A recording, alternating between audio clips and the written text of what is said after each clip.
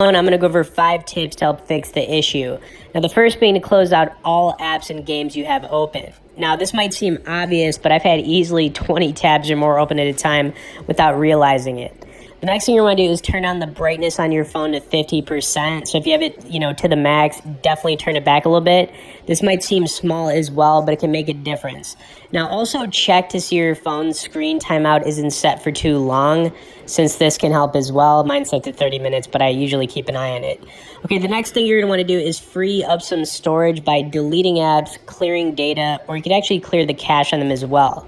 So when you go into your storage settings, you're going to see the option to check out different categories. You've got, games, which is usually a big one for me, so I'm going to click on it, and then you could basically click on any of the games that are taking up the most storage and go from there. Now, another thing you're going to want to do after this is see if your phone is due for an update.